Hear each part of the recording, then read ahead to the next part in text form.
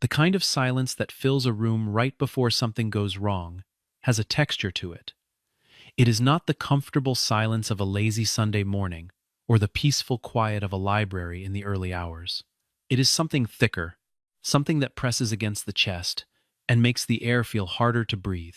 That was the silence that settled over Meridian, one of Chicago's most celebrated fine dining establishments, on a cold Thursday evening in November, when three men, in expensive suits, decided that a woman eating alone deserved to be cornered. And the only person in the entire restaurant who chose to do something about it was a man nobody had noticed all night. A man sitting quietly at table 12 with a worn paperback and a half-finished glass of water. A man whose name nobody in that room knew. A man whose past nobody in that room could have guessed. His name was Marcus Reed. He was 42 years old. He had arrived at Meridian just after 7 o'clock, alone, wearing a dark gray button-down shirt that had been laundered but not ironed, a pair of clean dark trousers, and shoes that had seen better days but were still polished. He had no reservation. The hostess, a young woman named Priya, who had been working the front desk for 3 years and had developed an instinct for sorting guests by how much they were worth to the restaurant, had looked at him for a moment longer than necessary before deciding to seat him. She placed him at table 12, which was tucked near the east wall, close to the kitchen corridor, far from the floor-to-ceiling windows that overlooked Michigan Avenue. It was not the best table in the house. It was, in fact, the table the staff quietly referred to as the overflow seat, the one reserved for walk-ins when the better spots were taken, or for guests who didn't quite fit the aesthetic the management preferred near the windows. Marcus had sat down without comment. He had accepted the menu, ordered sparkling water, studied the menu briefly, and then asked for the grilled salmon with roasted vegetables. No wine, no appetizer. When the server, a young man named Derek, who was working his way through his second year of culinary school, had mentioned the evening's specials with practiced enthusiasm, Marcus had listened politely, nodded, and said simply, "The salmon will be fine." Derek had moved on. Marcus had reached into the canvas bag at his feet and pulled out a paperback. The cover was creased from multiple readings. The spine had been broken and rebroken. It was the kind of book a person carries, not because they want to be seen reading it, but because they actually need it. For a little over an hour, Marcus Reed sat at table 12 and did very little that anyone would find remarkable. He ate his meal slowly. He read his book. He watched the room. That last part, the watching, was something he did, without appearing to do it. His eyes moved in short, methodical arcs. From the entrance to the bar, from the bar to the dining floor, from the dining floor to the emergency exit near the back hallway, from there to the restrooms, and then back to his book. It was a habit so deeply ingrained that he no longer thought of it as a habit. It was simply the way he occupied space, the way a former soldier occupies any room he enters, always noting the exits, always reading the body language of the people nearby, always calibrating the distance between himself and every potential point of tension. He did not do this because he expected trouble. He did it because trouble had found him before, in places where he least expected it, and he had learned long ago that the cost of inattention was too high. A few of the other guests had glanced at him during the course of the evening. A couple, at table 7, both dressed in the kind of understated luxury that signals generational wealth rather than new money, had looked over twice. The man at the couple had leaned toward his wife and said something in a low voice. She had replied without looking up from her plate. A group of 4 near the window had briefly discussed, in hushed tones that weren't quite hushed enough, whether Marcus had perhaps wandered into the wrong restaurant. None of them said anything to him directly. None of them needed to. The glances were enough. Marcus had noticed all of it. He had returned to his book without changing expression. He was used to being underestimated. He had been underestimated for most of his life. In certain circumstances, it had been an advantage. Outside on Michigan Avenue, a black Rolls-Royce Phantom pulled to a stop at the curb. The doorman at Meridian straightened slightly. That was the first sign, the small involuntary adjustment that people make when someone important is about to arrive. The rear door opened, and Victoria Hayes stepped out onto the sidewalk. Victoria Hayes was 38 years old, and she moved through the world the way very few people learn to move through it, with a kind of controlled certainty that had nothing to do with arrogance and everything to do with the particular confidence that comes from having been underestimated yourself for years and then proving every single doubter catastrophically wrong. She was the founder and chief executive officer of Apexion Technologies, a Chicago-based firm that had started 7 years ago in a rented office space above a dry cleaner on the north side and was now valued at $4.3 billion. She had appeared on the covers of 3 national business publications in the past 18 months. She had been invited to speak at Davos. She had turned Davos down. She was not tall. She was not loud. She wore a charcoal wrap dress and a single strand of pearls that had belonged to her grandmother, and she walked through the front door of Meridian with the unhurried ease of someone who had long since stopped needing anyone's approval to enter a room. Priya, the hostess, greeted her by name. Victoria's assistant had called ahead. She was shown to a table near the window, one of the best in the house, and she sat down and ordered a glass of Burgundy and opened the leather folio she carried with her almost everywhere, the one that contained a rotating selection of documents she was always in the middle of reading, annotating, or reconsidering. The evening had started well. She had spent the afternoon finalizing the details of an acquisition that had taken 11 months to negotiate a deal that would bring a breakthrough battery storage technology under the Apexion umbrella and fundamentally change the Apexion umbrella company's trajectory in the clean energy sector. It was the biggest transaction of her professional career, and it had closed that morning. She had allowed herself a quiet moment in her office to acknowledge that before moving on to the next item on her agenda. This dinner was supposed to be that acknowledgement extended, a solitary meal in a beautiful room, a glass of good wine, the particular pleasure of being alone with her thoughts after weeks of relentless meetings and negotiations, and the performance of confidence that leadership always requires. Her phone buzzed on the table. She glanced at the screen. The name that appeared there made something shift behind her eyes. Not fear, exactly, but recognition. The recognition of a thing she had been expecting and hoping might not arrive tonight. She answered. The conversation was short. The person on the other end said something that made her jaw tighten, in a way that was nearly invisible, but not quite. She ended the call. She set the phone face down on the table. She took a slow breath, picked up her wine glass, and looked out through the floor-to-ceiling windows at the lights of Michigan Avenue below. The city was moving at its usual evening pace, indifferent and beautiful, and entirely unconcerned with whatever was about to happen inside this restaurant. She did not notice the 3 men come in. She was looking at the city. She was thinking about the call. By the time she looked back toward the room, they were already past the hostess stand. They were already moving toward her table. And even then, even seeing them coming, she did not flinch. She had known Richard Kane for 6 years. She had known Stephen Brooks for 5. She had known Logan Pierce for nearly a decade, which meant she knew exactly the kind of man he was when he felt that he had been wronged. She set down her wine glass. She waited. Richard Kane was 51 years old and had spent the last 3 years telling himself that his financial losses were Victoria Hayes's fault. The logic required some creative reconstruction of events, but he had done the work. Kane was broad-shouldered, silver-haired, and possessed of the kind of face that suggested he had been handsome once and had not quite made peace with no longer being so. He walked with his chin slightly elevated, a posture that read in certain boardrooms as authority, and in actual human interaction as something closer to defensiveness. Stephen Brooks was 47, lean and sharp-featured, with the restless energy of a man who processed anxiety through action and had never learned to sit still.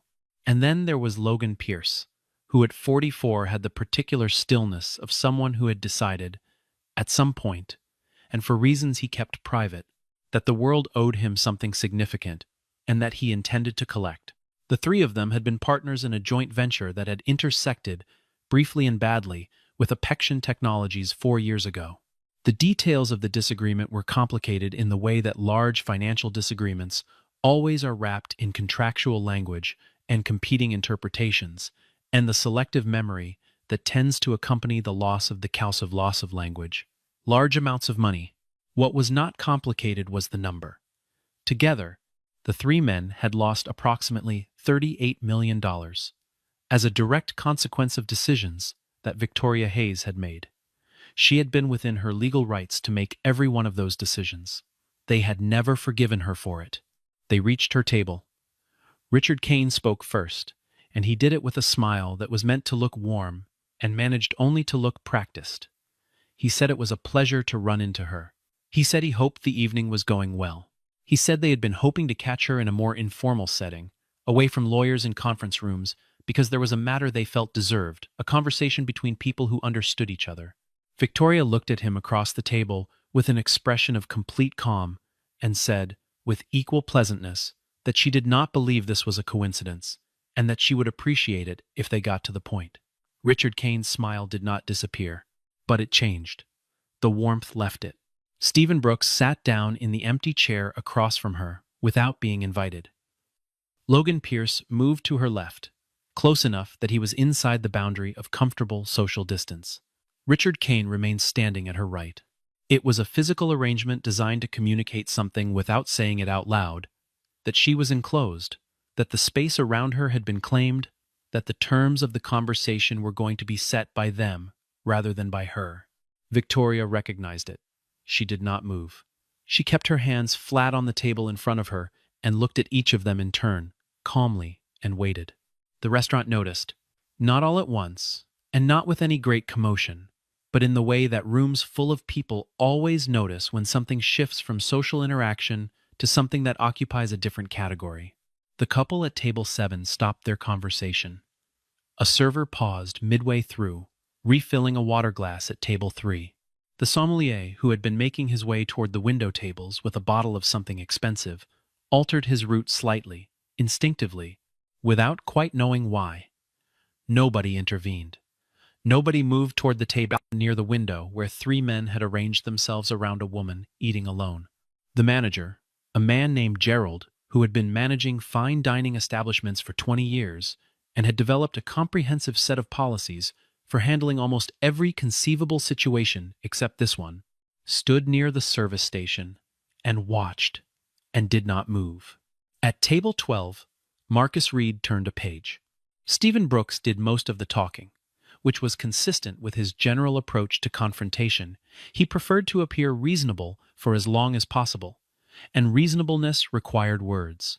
He explained in measured tones that the transaction Victoria had completed that morning was of significant concern to the three of them, that the battery storage company she had just acquired held certain intellectual property that they believed, under the terms of a prior agreement that had since expired, should have been offered to their consortium before any third-party acquisition, that they had documentation to support this position, that they were not here to make threats, only to suggest, strongly, that it would be in everyone's interest for Victoria to consider, voluntarily, a restructuring of the acquisition terms that would give their group a meaningful stake in the acquired technology.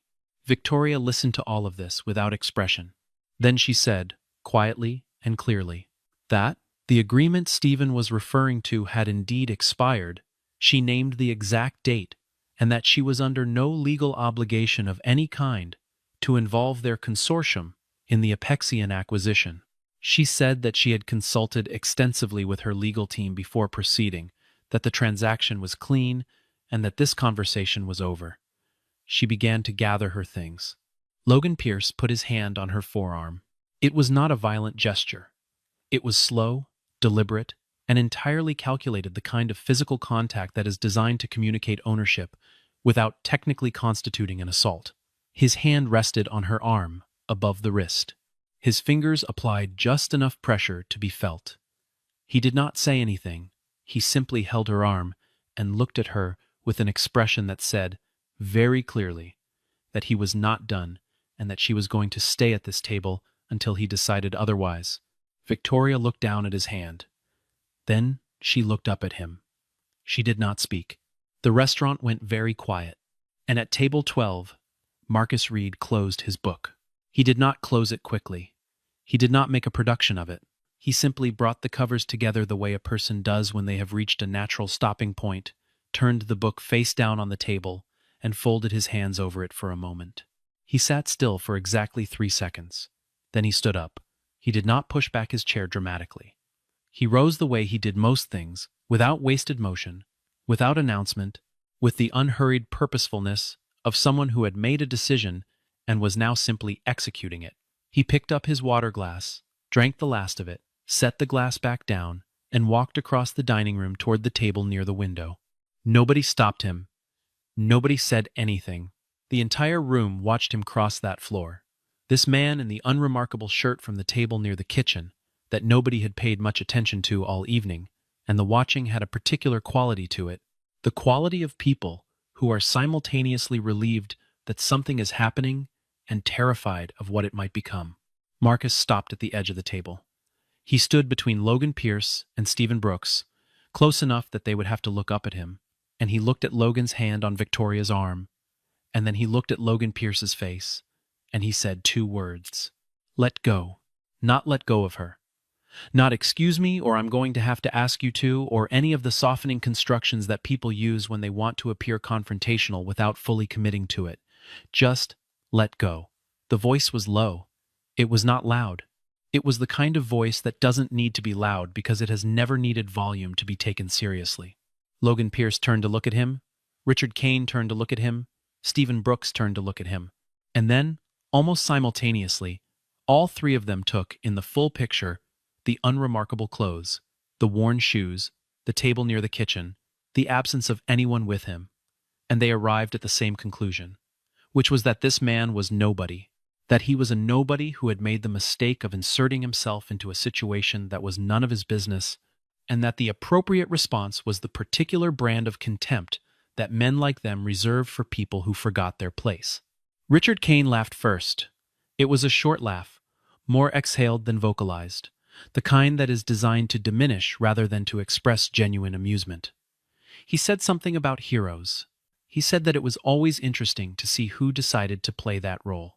Stephen Brooks smiled in a way that did not reach his eyes, and added that this was a private conversation, and suggested, politely enough on the surface, that Marcus return to his dinner. Logan Pierce kept his hand on Victoria's arm, and looked at Marcus with an expression that mixed contempt with something that was trying to pass itself off as pity. Then Kane said something else.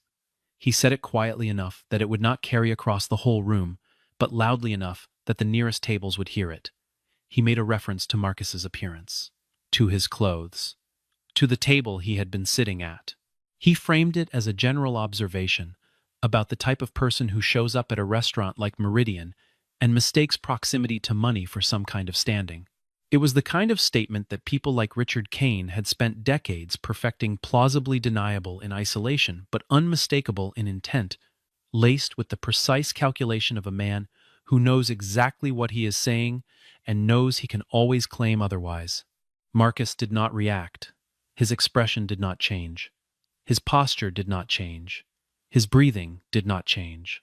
He simply looked at Richard Kane for a moment, the way a person looks at something they have already assessed and classified and moved past, and then he looked back at Logan Pierce and said again, still in that same low, unhurried voice, "Take your hand off her arm." Logan Pierce looked at him for another second. Then, almost involuntarily, as though something in the quality of Marcus's stillness had registered somewhere below the level of conscious decision-making, he removed his hand. The thing about a man who has spent years in environments where the wrong read of a situation could be fatal is that he develops a particular relationship with fear, not the absence of it, but a kind of mastery over its expression. Marcus Reed had been afraid many times. He had learned, through circumstances that had cost him things he could never fully recover, that the display of fear in the wrong moment is its own kind of danger. He had also learned that the display of anger is almost always a mistake, because anger is loud, and loud things are predictable, and predictable things are easier to counter. He stood at the edge of that table, and he was neither afraid nor angry. He was something else. He was very, very calm. And in the absence of the fear or the anger that Logan Pierce and Richard Kane and Stephen Brooks were expecting from him, the deference, the backing down, the mumbled apology, and the retreat they encountered something they had not fully accounted for, which was the quiet of a man who simply was not intimidated by them. There were things about Marcus Reed that the people in Meridian that evening had no way of knowing. They did not know that he had spent 14 years in the United States Army, the last 6 of them in a unit that does not appear on standard organizational charts and is not discussed in press releases. They did not know that the work of that unit had taken him to places where the geopolitical stakes were high and the personal stakes were higher, and that he had carried out that work with a consistency and a skill that had earned him a classification of commendations that remained, to this day, sealed from public view. They did not know about the operation, in a city he was not permitted to name, that had ended the way those operations sometimes do, with success on paper and devastation in ways that paper cannot fully capture. They did not know that he had left the service afterward, not because he was asked to leave, but because he had made a decision, in the quiet of a military hospital in Germany, where he was recovering from injuries that had required 2 surgeries to address, that the life he wanted to live was not the life he had been living. They did not know that he had come home to Chicago, to the small apartment on the South Side, to the daughter who was now 9 years old, and who called him Dad, with the uncomplicated confidence of a child who has never had reason to doubt that her father will be there when she needs him. Nobody at Meridian knew any of this. What they saw was a man from Table 12 who had crossed the restaurant and told 3 powerful men to let go. Victoria Hayes, whose read of people had been sharpened by years of operating in rooms where she was perpetually undercounted, looked at Marcus Reed in that moment and recognized something that she could not yet name, something in the quality of his stillness, something in the way his eyes moved across the 3 men in front of him, not with the darting anxiety of someone who is bluffing, but with the methodical assessment of someone who is genuinely calculating. She did not know who he was. She did not know why he was here or where he had come from, but she understood, with the instinct that had kept her alive in boardrooms that felt like combat zones, that this man was not bluffing. Richard Kane had apparently arrived at a different conclusion. He stepped closer to Marcus and said, with the flat authority of a man accustomed to being obeyed, that Marcus needed to leave, that his help was not requested, that he was making a mistake he would regret. Marcus looked at him and said nothing for a moment. Then he said simply, "She's not signing anything tonight." Kane's expression shifted. "And what would you know about it?" Marcus did not answer that directly. Instead, he said, "The agreement you're referring to contained a sunset clause that was triggered on the 14th of March, 2 years ago. Whatever document you brought tonight isn't enforceable. You know that. That's why you're here instead of a courtroom." The silence that followed was of a different quality than the silence that had come before. This one had weight to it. Logan Pierce was not a man who responded well to being outsmarted in public. He was even less equipped to handle it in a setting like Meridian, where the entire room had by now stopped any pretense of not watching, where the quality of attention from the tables around them had shifted from polite distance to open observation, where the social stakes of the next 30 seconds were being registered by everyone present. He looked at Marcus with the focused hostility of a man who has decided that the only available next move is escalation, and he said something that was designed to be a threat, something that referenced Marcus's neighborhood and his clothes and his general station in life, and what Logan Pierce believed to be the significant difference between a man like Marcus and a man like himself. Marcus let him finish. He waited a full beat of silence after the last word. Then he said, quietly, "I know what you paid for this dinner. I know what you paid to have someone check her reservation and route it to the hostess here. And I know the name of the attorney you called this afternoon to walk you through the gap in the sunset clause." He paused. "There is no gap." The color in Logan Pierce's face changed. Not much, but enough. Several of the guests at the nearest tables had been listening with barely concealed attention. Now the shift was visible, the way the audience of a scene reassesses its loyalties when new information arrives. The couple at table 7 exchanged a look. A woman near the bar said something to her companion in a low voice. The sommelier had abandoned all pretense of having something else to attend to. He was standing 6 feet away, with a wine bottle in his hand, watching with the expression of a man who has worked in hospitality long enough to have seen many things, and is now watching something genuinely unusual. Stephen Brooks made a decision that would later strike him, in retrospect, as perhaps the worst decision of his evening. He pulled a folded document from the inside pocket of his jacket and placed it on the table in front of Victoria. He said it was a temporary rights assignment. He said it was not the end of anything, only a placeholder that would protect all parties while the details were renegotiated. He said the lawyers could work out the specifics. All he was asking for tonight was a signature. His tone had the quality of a man who believes that if he finds the right framing, he can make an unreasonable request sound reasonable. Victoria looked at the document. She did not touch it. Marcus looked at the document too. He looked at it for a longer moment than he had looked at anything else. Then he said, "That document assigns partial control of the battery IP to a holding company registered in Delaware on the 9th of this month." He said the holding company name. That holding company shares a registered agent with a fund that lost capital when Apexion declined a partnership offer 18 months ago. He looked at Richard Kane.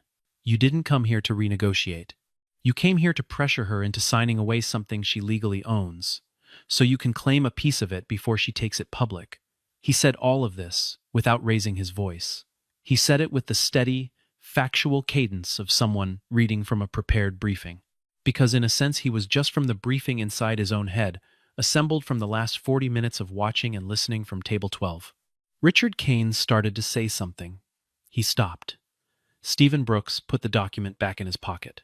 And then Logan Pierce, who was the one whose emotional regulation was most compromised by the events of the last several minutes, made the decision that changed the nature of everything.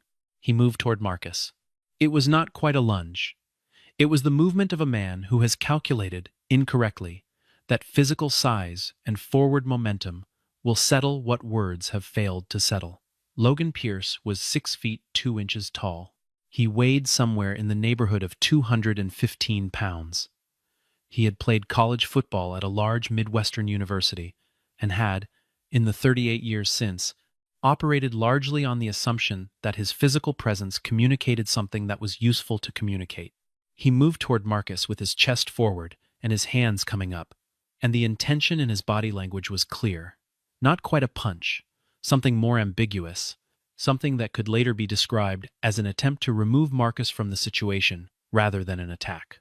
What happened next lasted approximately 4 seconds.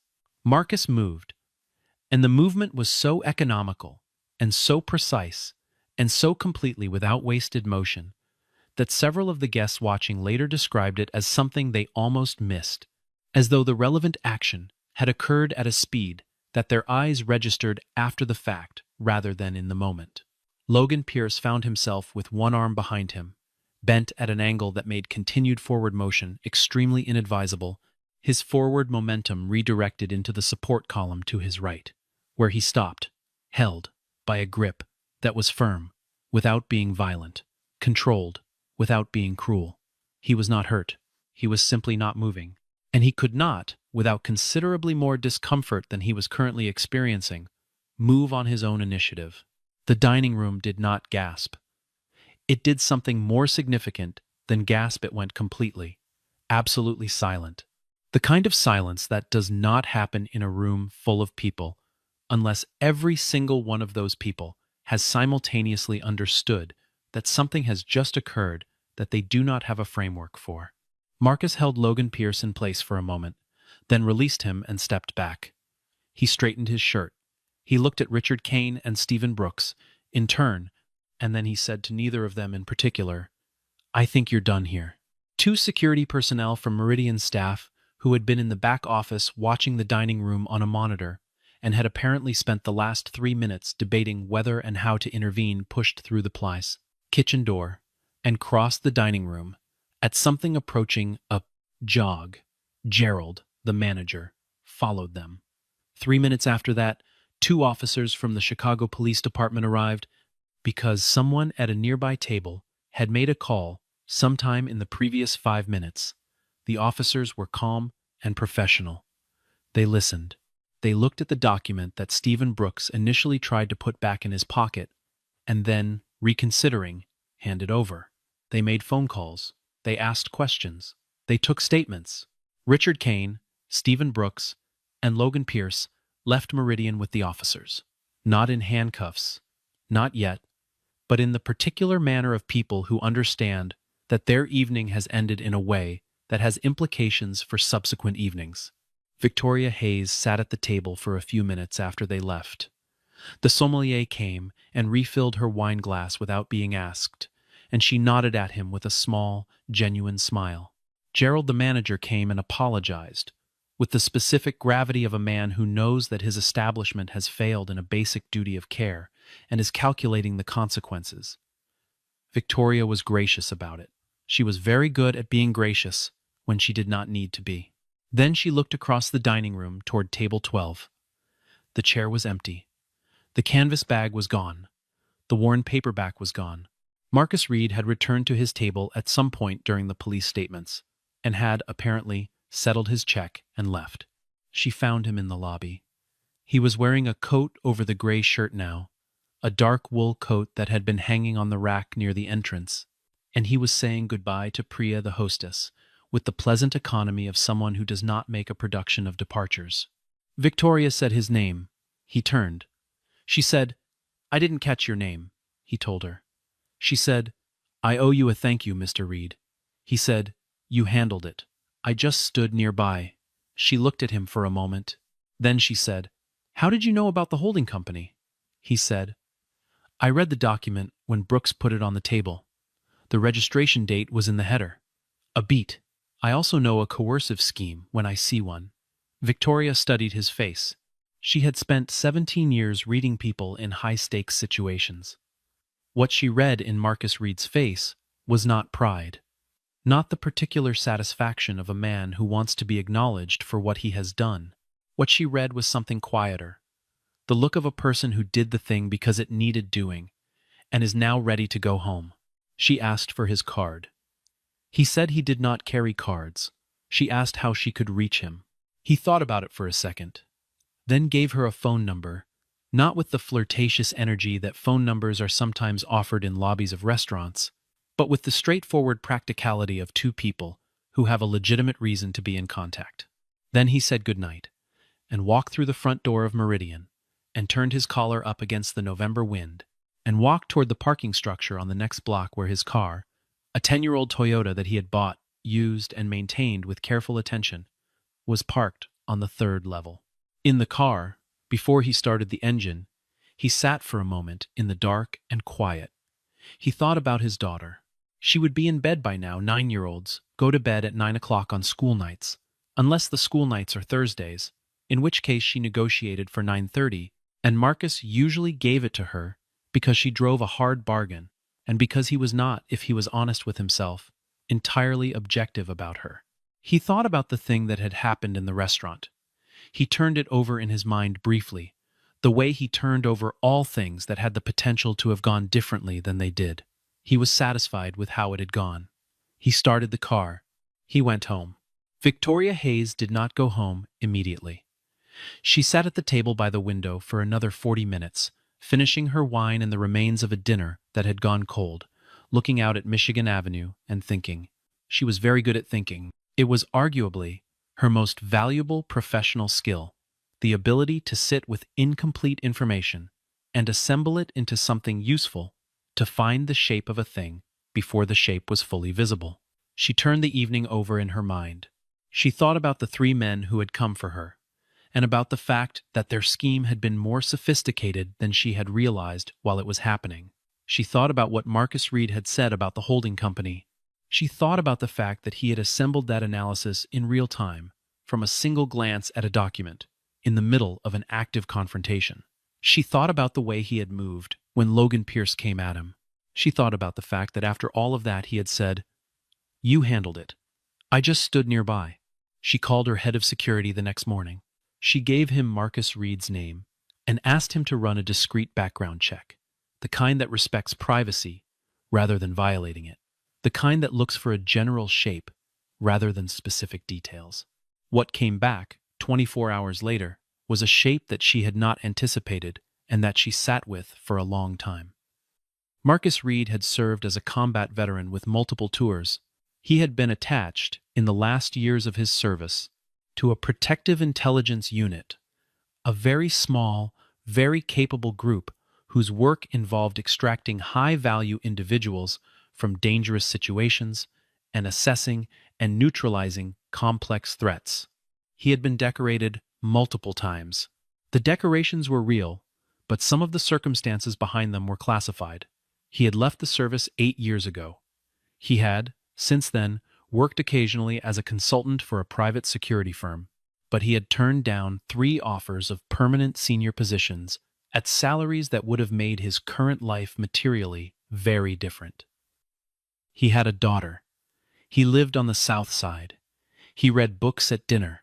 He had, apparently, at some point in the past 4 years, saved the life of a senior federal official during a situation that had been kept almost entirely out of the public record, and he had declined any public acknowledgement for doing so.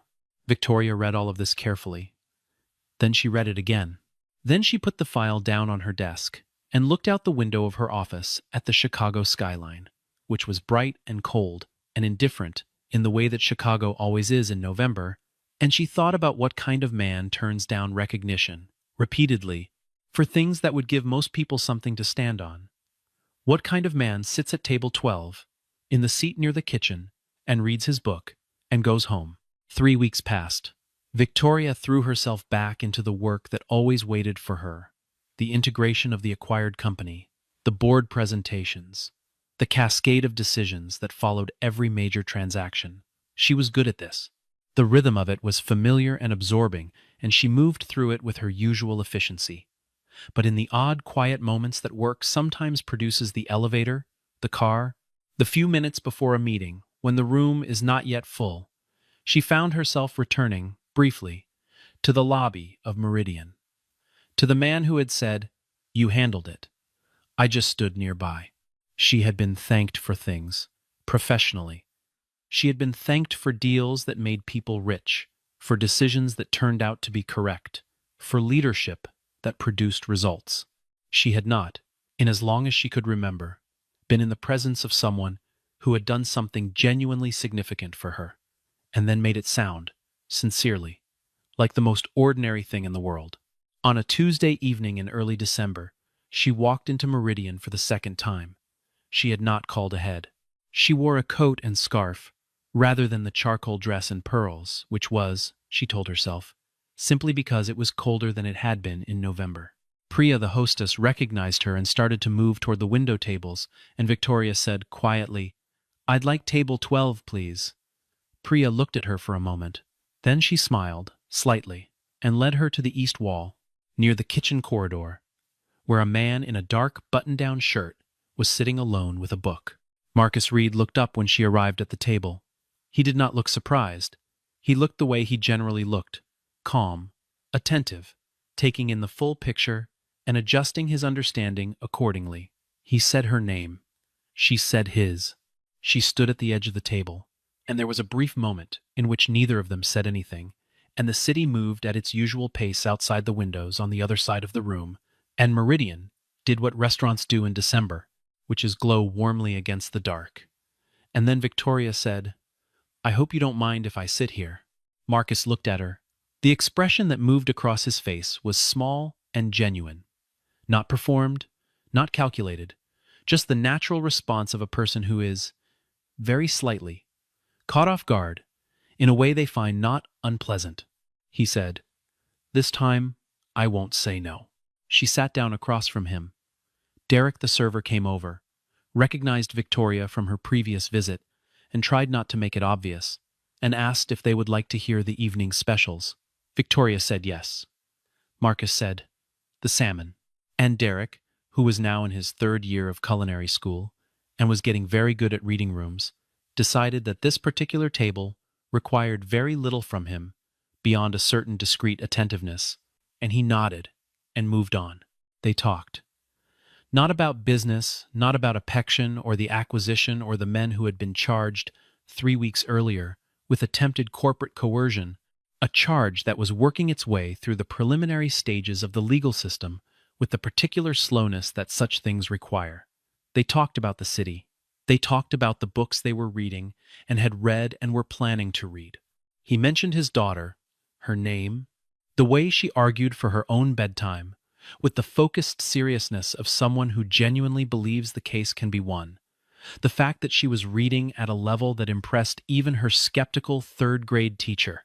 Victoria mentioned the grandmother whose pearls she wore, who had been a woman of very little formal education and very great practical wisdom, and who had told her, at 17, that the only opinions that should ever affect her decisions were the opinions of people whose judgment she actually trusted. She had spent 20 years figuring out that her grandmother had been right. The conversation moved the way good conversations do, without the need to fill every silence, without the performance of being interesting or interested, simply two people whose thinking happened to find traction with each other's thinking. Marcus, who was a precise and careful listener, heard in Victoria's words a loneliness that was not self-pitying, only honest. The loneliness of a person who has spent so long operating at a remove from authentic human connection that they have almost forgotten what the alternative feels like.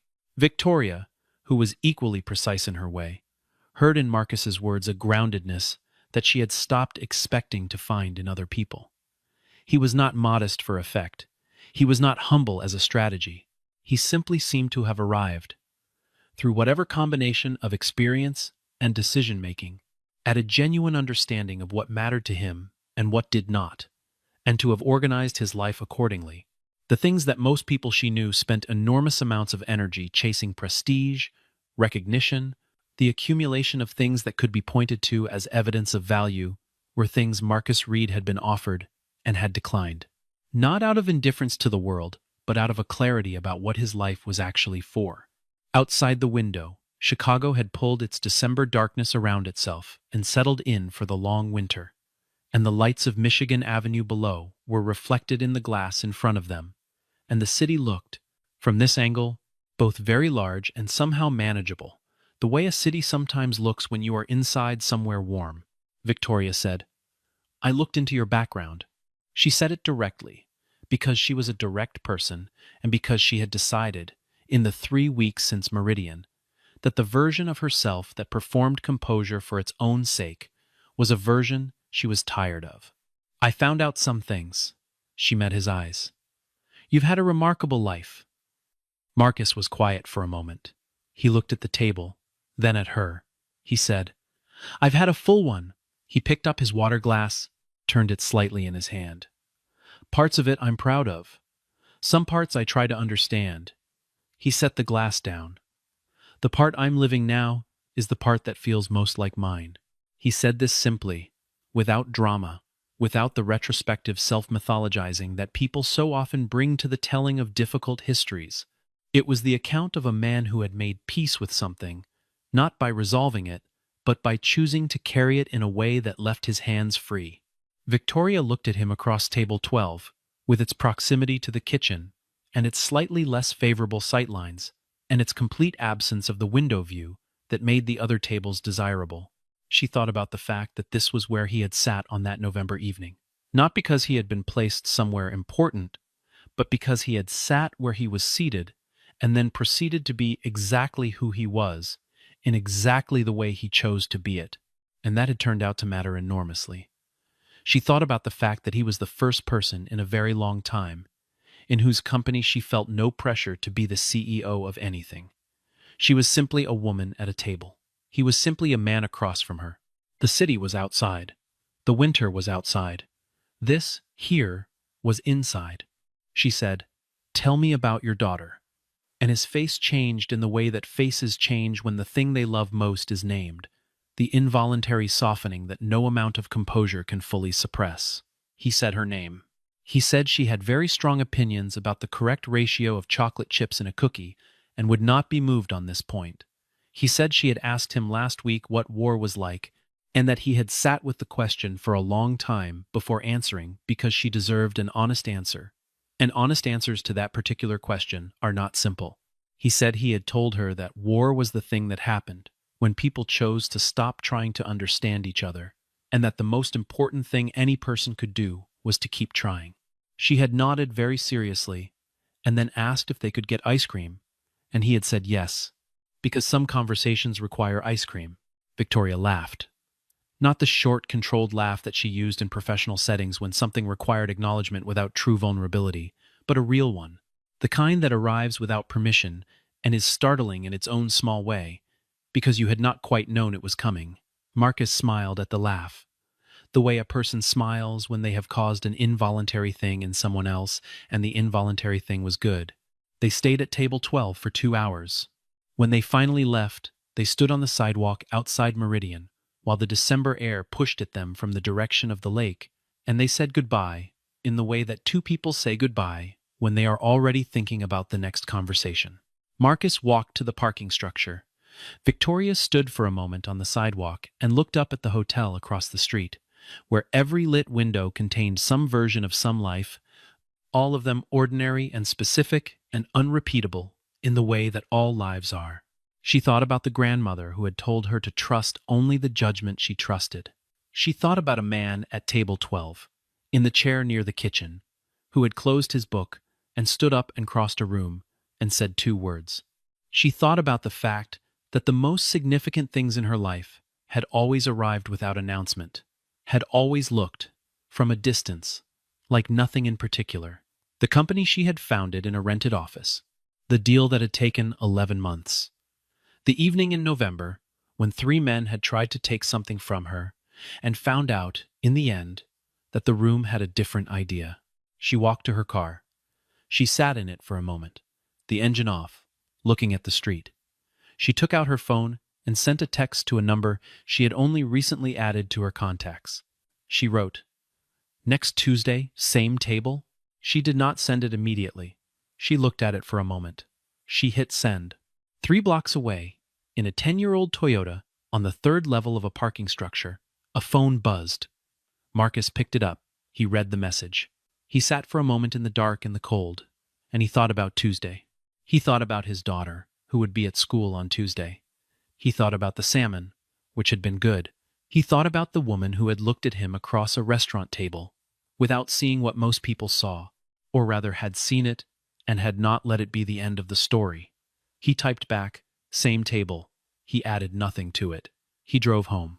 Above the south side, above the window-lit grid of the city, the December sky was enormous and indifferent, the way skies always are. But below it, in the particular and ordinary and entirely unremarkable life of a man who had chosen, after everything, to live quietly and in accordance with what he believed, something had shifted. Not loudly, not with any of the drama that the earlier part of the evening would have suggested. Just quietly, in the way that real things begin. Table 12. Same time. Tuesday. A city kept moving. A father drove home.